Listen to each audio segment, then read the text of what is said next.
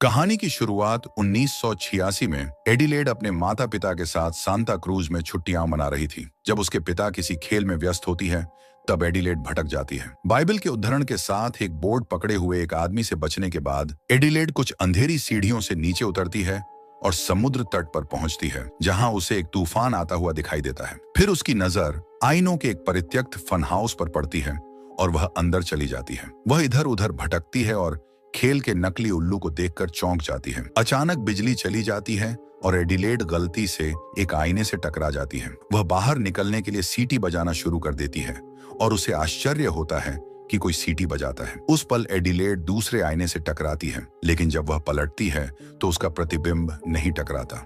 जब दूसरी लड़की आखिरकार मुड़ती है तो एडिलेड केवल भयभीत सदमे में देख सकती है। 2019 में अब वयस्क एडिलेड और उसका परिवार अपनी छुट्टियां बिताने के लिए अपने ग्रीष्मकालीन घर पहुंचता है। दोपहर के भोजन के दौरान उसके पति गेब अपनी बेटी जोरा से कहते हैं कि उसे दौड़ना नहीं छोड़ना चाहिए, क्योंकि वह एक दिन ओलंपिक में जगह बना सकती है। उनका बेटा जेसन जादू की ट्रिक का अभ्यास कर रहा है, लेकिन वह सभी के सामने ऐसा करने में बहुत शर्मीला जाता है। गेब ने घोषणा की कि वे सांता क्रूज में समुद्र तट पर जा रहे हैं और एडिलेड इस विचार से बहुत खुश नहीं दिखता है। उसे याद है कि कैसे उसके माता पिता ने फन हाउस की घटना के बाद उसके बारे में बात की थी। कहा था कि वह केवल 15 मिनट के लिए गायब थी, लेकिन उसे अभी भी पीटीएसडी लग रहा था। वे चाहते थे कि वह अपनी कहानी साझा करे, लेकिन उसने एक भी शब्द कहने से इनकार कर दिया। वर्तमान में एडिलेड और गेब बहस कर रहे हैं क्योंकि वह समुद्र तट पर नहीं जाना चाहती। गेब उसे याद दिलाता है कि दादी की मृत्यु के बाद यह पहली गर्मी है जब वे आए हैं। उसे बच्चों के लिए ऐसा करने के लिए मनाता है। फिर एडिलेड अपने बेटे की तलाश में जाती है और उसे बचपन की कुछ चीजों से भरा एक बक्सा मिलता है। एक तस्वीर उसे एक नर्तकी के रूप में अपने दिनों की याद दिलाती है, जिससे वह आईने में देखने से घबरा जाती है। इस पल को जेसन की चीख से बाधित किया जाता है, जो कोठरी में छिप गया था और फंस गया था। उसे मुक्त करने के बाद एडिलेड उसे वहां नहीं खेलने की याद दिलाती है। बाद में कार में एडिलेड आराम करने और अपने परिवार के साथ समय बिताने की कोशिश करती है, लेकिन समुद्र तट को देखकर वह तनाव में आ जाती है। यह उसके माता पिता की एक और याद वापस लाता है, जब वह उस घटना पर बहस कर रही थी, जब वह बात भी नहीं कर सकती थी।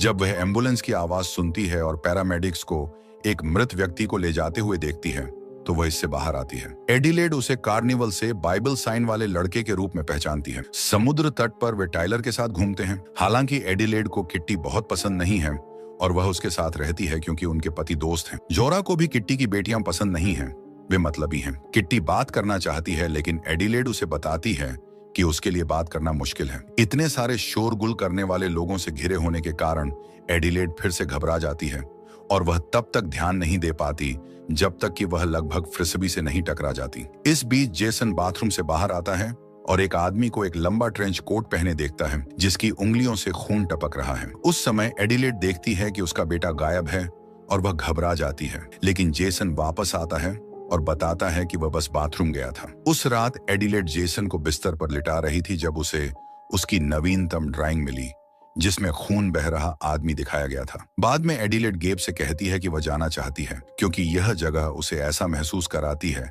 जैसे वह खुद नहीं थी। वह आईने में हुई घटना की कहानी साझा करती है, यह बताते हुए कि उसने जिस लड़की को देखा था वह पलट गई और उसके जैसा ही चेहरा दिखाया। एडिलेड अपने माता पिता के पास वापस भाग गई, लेकिन तब से वह इस बात से चिंतित है कि उसका हमशक्ल उसके लिए वापस आएगा। उनके आने के बाद से बहुत सी अजीबोगरीब चीजें हो रही हैं और एडिलेड सोचती है कि वे संकेत हैं। जब गेब उसे चिंता न करने के लिए कहता है क्योंकि वह उसकी रक्षा करेगा, तो बिजली चली जाती है। फिर जेसन अपने माता पिता को यह बताने आता है कि ड्राइववे में एक परिवार है। वे देखते हैं और पुष्टि करते हैं कि बाहर 4 खौफनाक दिखने वाले लोग हाथ पकड़े हुए हैं। एडिलेड तुरंत घबरा जाती है और 911 पर कॉल करती है, जबकि गेब अजनबियों को अपनी संपत्ति छोड़ने के लिए कहने के लिए बाहर जाता है। उनमें से कोई भी प्रतिक्रिया नहीं करता है, इसलिए गेब वापस अंदर जाता है और एडिलेड उसे बताता है कि पुलिस 14 मिनट में आ जाएगी। इतना लंबा इंतजार करने के लिए तैयार नहीं, गेब एक बल्ला पकड़ता है और अजनबियों को धमकाने के लिए फिर से घर से निकल जाता है। अचानक 2 छोटी आकृतियां छिप जाती हैं और सबसे लंबा व्यक्ति गैब के पास जाने लगता है, जो घबरा जाता है और अंदर भागता है। जोरा ऊपर की ओर छिपने के लिए भागती है और देखती है कि एक अजनबी पेड़ पर चढ़ रहा है जबकि दूसरा खिड़की से जेसन को घूर रहा है। एडिलेड अपने बच्चों को पास लाती है और गैब प्रवेश द्वार पर खड़ा होता है, बड़े अजनबी को दरवाजा पीटते हुए सुनता है। उस क्षण धड़कन बंद हो जाती है और अजनबी सीटी बजाना शुरू कर देता है क्योंकि उसे नकली पत्थर के नीचे अतिरिक्त चाबी मिलती है। जब वह दरवाजा खोलने की कोशिश करता है तो गैब उसे बाहर रखने के लिए पीछे धकेलता है। तभी अजनबी अंदर पहुंच जाता है और बल्ला चुरा लेता है। वह गैब को नीचे गिराने के लिए उससे मारता है। एकमात्र अंतर यह है कि वे सभी लाल जंपसूट पहने हुए हैं और कैंची लिए हुए हैं। डोपेलगैंगर्स चिमनी चालू करते हैं और केवल घुरघुराहट के साथ संवाद करते दिखते हैं, एडिलेड की कॉपीराइट को छोड़कर, जो बहुत कर्कश आवाज में बात करती है। वह एक लड़की की कहानी बताना शुरू करती है जिसकी एक छाया थी, ये बताते हुए कि वे एक साथ बंधे हुए थे। जब लड़की खाती थी तो उसे अच्छा खाना दिया जाता था, लेकिन छाया को कच्चे खरगोश का शिकार करना पड़ता था और उसे खाना पड़ता था। क्रिसमस पर लड़की को शानदार खिलौने मिलते थे, लेकिन छाया के पास पुरानी चीजें थीं जो उसके हाथों को चोट पहुंचाती थीं। एक दिन लड़की एक राजकुमार से मिली और उससे प्यार हो गया, लेकिन छाया की मुलाकात अब्राहम से हुई। इससे कोई फर्क नहीं पड़ता कि छाया अब्राहम से प्यार करती थी या नहीं, क्योंकि वह लड़की के राजकुमार से बंधा हुआ था, इसलिए छाया को उससे भी शादी करनी पड़ी। फिर लड़की ने अपना दूसरा बच्चा पैदा किया और डॉक्टरों ने उसका पेट खोला, लेकिन छाया को यह सब खुद ही करना पड़ा। छाया वास्तव में लंबे समय तक लड़की से नफरत करती रही, जब तक कि एक दिन छाया को एहसास नहीं हुआ कि भगवान उसकी परीक्षा ले रहे हैं। जब रेड अपनी कहानी खत्म करती है तो घबराया हुआ गेब उन्हें छोड़ने के लिए पैसे और भौतिक चीजें पेश करता है, लेकिन वह मना कर देता है। वह पूछता है कि वे कौन हैं और रेड जवाब देती है, हम अमेरिकी हैं। फिर वह एडिलेड को टेबल से खुद को हथकड़ी लगाने के लिए कहती है। अगर वह नहीं मानी तो बच्चों को चोट पहुंचाएगी। एक बार ऐसा करने के बाद अब्राहम गेब का चश्मा लेता है और उसे घर से बाहर खींचना शुरू कर देता है। जब वह खुद का बचाव करने की कोशिश करता है तो उसे मारता है। एक बार जब वे बाहर होते हैं तो अब्राहम गेब को बेहोश करने के लिए उसे मुक्का मारता है। प्लूटो नामक अंतिम प्रति जेसन को अपना हाथ प्रदान करती है और साथ में वे कोठरी में जाते हैं, जहां प्लूटो जेसन को अपना खिलौना मुखौटा लगाने के लिए मजबूर करता है क्योंकि वह उसकी सभी हरकतों की नकल करता है। जब वे दोनों अपने मुखौटे उतारते हैं तो प्लूटो एक जला हुआ चेहरा दिखाता है। लड़कों ने फिर से मुखौटे लगाए और प्लूटो ने जेसन के हाथ को हिलाते हुए उसकी जादुई चाल के बारे में पूछा। जेसन कोठरी से बाहर कूदने और प्लूटो को अंदर बंद करने से पहले उससे अपना ध्यान भटकाता है। सड़क के नीचे झोरा भागना जारी रखती है, लेकिन अम्ब्रे उसके सामने आ जाती है। झोरा एक कार के पीछे छिपने की कोशिश करती है और अम्ब्रे उसके कदमों का विपरीत दिशा में पीछा करती है जब तक कि वह अचानक गायब नहीं हो जाती। डरी हुई जोरा कार के नीचे जांच करती है और कुछ नहीं पाती है, इसलिए वह ऊपर देखती है और अम्ब्रे को वाहन के ऊपर पाती है। उस समय कार का मालिक बाहर आता है, शिकायत करता है, इसलिए जोरा भागने का मौका लेती है जबकि अम्ब्रे उस आदमी को कैंची से मार देती है। इस बीच गेब एक बैग के अंदर जागता है और प्लास्टिक में एक छेद करता है, यह पता लगाने के लिए कि अब्राहम उसे नाव पर ले गया है। इंजन अचानक बंद हो जाता है और अब्राहम घर में लोगों पर चिल्लाते हुए मारना शुरू कर देता है। जब उसका ध्यान भंग होता है, गेब बैग से बाहर निकलता है और उसे बल्ले से मारता है, जिससे वह पानी में गिर जाता है। उस क्षण इंजन फिर से शुरू होता है और नाव चलती है, जिससे गेब भी पानी में गिर जाता है। कुछ मिनट तक इधर उधर जाने के बाद इंजन एक बार फिर बंद हो जाता है और गेब नाव पर लौटने का मौका लेता है। कुछ संघर्ष के बाद गेब ने इंजन को चालू करने के लिए उसके सिर पर वार करने का फैसला किया और मशीन ने तुरंत अब्राहम को मार दिया। घर में एडिलेड ने पूछा कि वे क्या चाहते हैं। रेड ने कहा कि वे अपना समय लेना चाहते हैं क्योंकि वे इस दिन का बहुत लंबे समय से इंतजार कर रहे थे। वे इस घटना को अनटेदरिंग कहते हैं। रेड ने एडिलेड के सिर को मेज पर धकेल दिया, जिससे कांच टूट गया, लेकिन जब उसने प्लूटो को चिल्लाते हुए सुना तो उसने जाने दिया। रेड अपने बेटे को छुड़ाने के लिए जाती है और वापस जाने लगती है, लेकिन तभी रुकती है जब उसे एडिलेड की बचपन की चीजों वाला बॉक्स मिलता है। वह खरगोश का सिर काटने से पहले उसे घूरती है।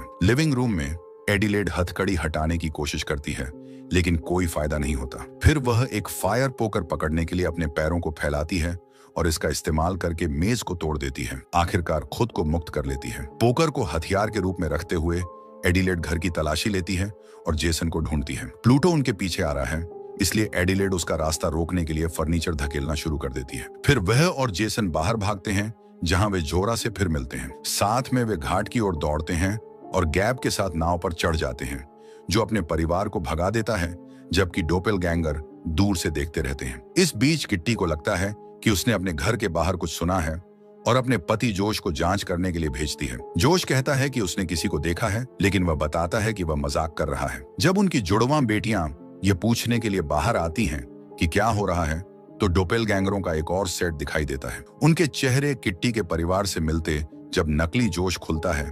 एडिलेड जंपसूट और खून को देखती है, इसलिए वह पोकर से उसके सिर पर वार करती है। जोश बेफिक्र होकर उसकी बांह पकड़ लेता है ताकि दूसरे हमशक्ल एडिलेड को अंदर खींच सकें। फिर जोश गैब के पीछे आता है, जो भागने लगता है, जबकि उसके बच्चे घर के अंदर चले जाते हैं। जोरा द्वारा गोल्फ क्लब पकड़ने के बाद भाई बहनों को फर्श पर शव मिलते हैं। वे ऊपर से चीखने की आवाज सुन सकते हैं, इसलिए जेसन एक भारी सजावट पकड़ता है और दोनों ऊपर की ओर बढ़ना शुरू करते हैं, जहां उन्हें मृत जुड़वाओं बच्चे मिलते हैं। नकली बहनों में से एक हैंडस्प्रिंग कर रही है और भाई बहनों का रास्ता रोक रही है, लेकिन जोरा उसे गोल्फ क्लब से मारती है और उसे नीचे गिरा देती है, जिससे उसकी मौत हो जाती है। अब जोरा उसे लगातार पीट सकती है जब तक कि उसकी बहन भी मर न जाए। बेडरूम में एडिलेड को बिस्तर पर हथकड़ी लगाई गई है, जबकि नकली किट्टी मेकअप कर रही है। किट्टी एडिलेड को कैंची से धमकाती है, लेकिन आखिरी सेकंड में पीछे हट जाती है। फिर वह खुद पर कैंची चलाने के लिए आईने में देखती है। घाट पर गेब एक नाव के अंदर छिप जाता है। जब नकली जोश उसे ढूंढता हुआ आता है,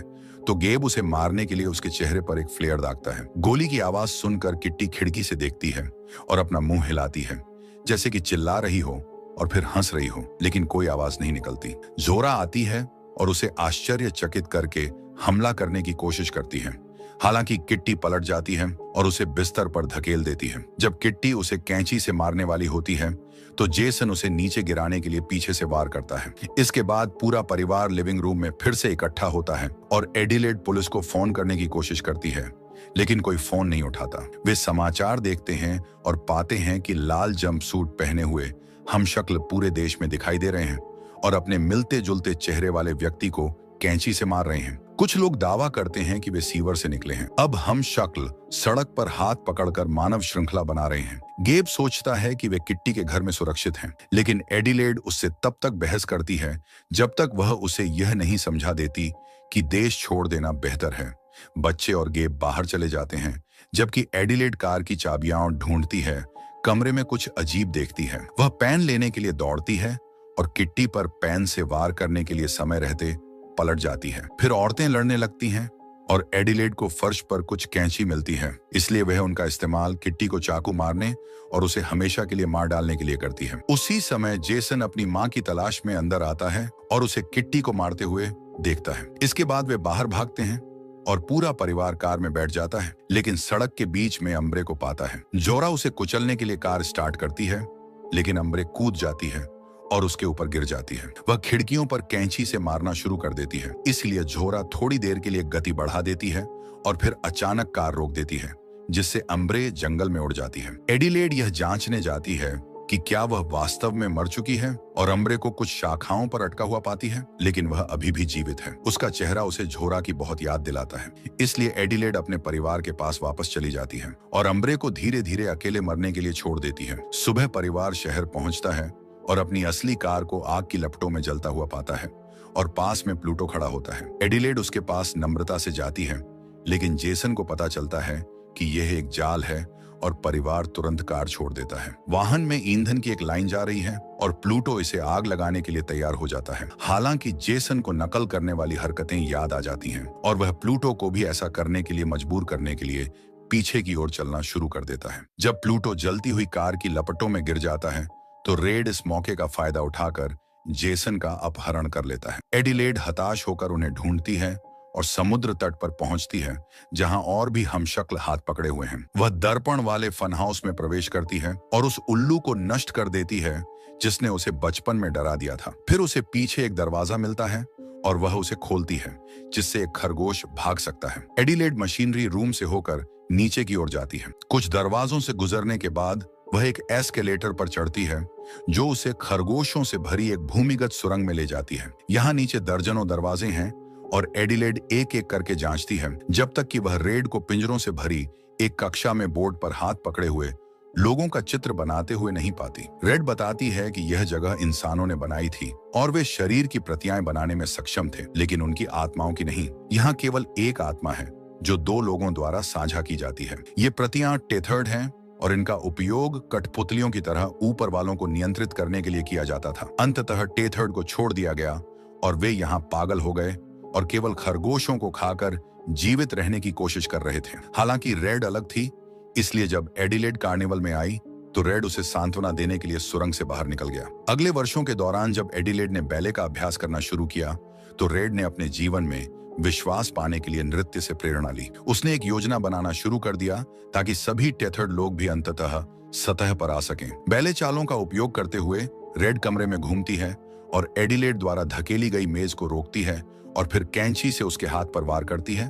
और उसे थप्पड़ मारती है, जिससे वह पोकर गिरा देती है। रेड उसे दूर ले जाती है और एडिलेड के सिर पर वार करने की कोशिश करती है, लेकिन वह बहुत अधिक प्रतिरोध कर रही होती है, इसलिए रेड उसे जमीन पर फेंक देता है। एडिलेड फिर से पोकर पकड़ती है और रेड पर हमला करती है, जो आसानी से उसे रोक लेता है और कक्षा से बाहर निकलने से पहले उसे लात मारता है। हताश एडिलेड सुरंग तक उसका पीछा करती है और उसे मारने की कोशिश करती रहती है, लेकिन रेड आसानी से उसके सभी हमलों को चकमा दे देता है और कभी कभी कैंची से उसे काट देता है। अंततः रेड एडिलेड के पेट में चाकू घोंप देता है और दूसरे कमरे में गायब हो जाता है। एडिलेड भी कमरे में प्रवेश करती है और रेड उसे पीछे से आश्चर्यचकित करने की कोशिश करता है, लेकिन एडिलेड समय रहते पलट जाती है और पोकर से उस पर वार कर देती है। वह बहुत जोर से धक्का देती है, लेकिन रेड अभी भी जीवित है और सीटी भी बजा रही है, इसलिए एडिलेड रेड के इशारे पर अपनी हथकड़ी लगाती है ताकि उसे तोड़ सके और अंत में उसे मार सके। इसके बाद एडिलेड रेड की चाबियां लेती है और जेसन को एक लॉकर में पाती है। वे सुरंग से बाहर निकलते हैं